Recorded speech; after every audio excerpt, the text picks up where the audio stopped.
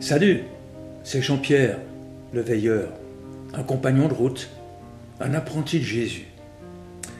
Aujourd'hui, on va lire une parole dans l'évangile de Marc. C'est Jésus qui s'entretient avec des spécialistes de la parole de Dieu. Et il leur dit ceci: c'est ce qui sort de l'homme qui le souille, qui le rend impur.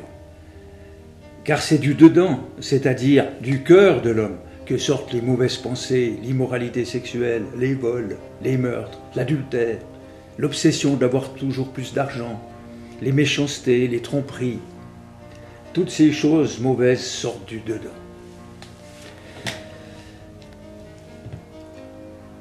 Je ne sais pas si vous avez vu ces derniers temps, à la télévision, on parle beaucoup du souci que se font les gens de ce qu'ils vont manger au sujet des viandes, est-ce qu'elles sont vraiment importées, d'où elles viennent, les cosmétiques également, les médicaments, etc.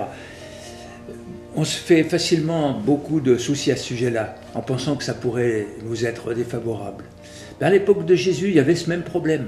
Non pas pour les mêmes raisons, ce n'était pas tellement les choses matérielles qui leur apportaient, c'était plutôt sur le plan religieux. Mais il y avait des spécialistes de la loi qui disaient « Attention, suivant ce que vous absorbez, si par exemple, comme tes disciples, ils ne se lavent pas suffisamment les mains avant les repas, ça peut rendre impur, ça peut nous causer des ennuis. » Et Jésus leur répond avec les paroles que nous venons de lire. Au fond, ça revient à dire, Jésus leur dit, vous savez, ce qui rend impur, ce n'est pas tellement ce qui rentre dans notre bouche. Bien sûr, l'hygiène, c'est important. Mais le vrai problème pour nous, c'est plutôt ce qui sort de nous. Ce qui sort de notre cœur, parce que c'est là que la méchanceté, les rivalités, les conflits, l'avarice, le fait de tout garder pour soi, d'en vouloir aux autres, c'est de là que ça vient. Alors, c'est la raison pour laquelle la dernière fois, on avait eu déjà ce problème du cœur, quand on avait lu « Garde ton cœur plus que toute autre chose, car de lui viennent les sources de la vie ». Eh bien là, on dirait que Jésus dit le contraire. On dirait que Jésus dit « c'est de ton cœur que viennent les problèmes ». C'est pas toujours de l'extérieur, comme on le croit. C'est pas toujours la faute des autres, la société qui est mal faite. Mon vrai problème, il vient du fond de moi-même, là où mon identité se forme. Alors on dira, mais c'est pas contradictoire. D'un côté, on nous dit le cœur, c'est la source de la vie, puis d'un autre côté, il semble que le cœur, c'est la source des problèmes.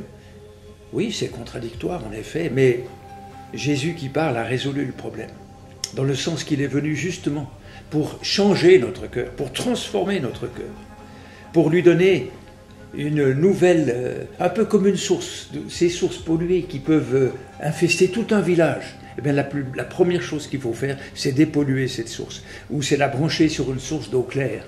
Eh bien, Jésus, c'est ce qu'il fait. Il a emporté toute cette saleté. Il s'est rendu responsable de ce qui ne va pas dans notre cœur. Et il l'a emporté dans sa mort, quand il est mort sur la croix. Le troisième jour, il est ressuscité. Et maintenant, il est vivant. Si nous nous branchons sur lui, nous allons être branchés sur une source qui est de l'eau claire, qui va non seulement ne plus polluer, mais qui va être une source d'irrigation. On pourrait presque dire une station thermale, pour que d'autres puissent s'y baigner et bénéficier de cette nouvelle source. Alors, est-ce que cela est possible pour nous? Le croyez-vous, qu'une telle transformation est possible? Je vous y encourage.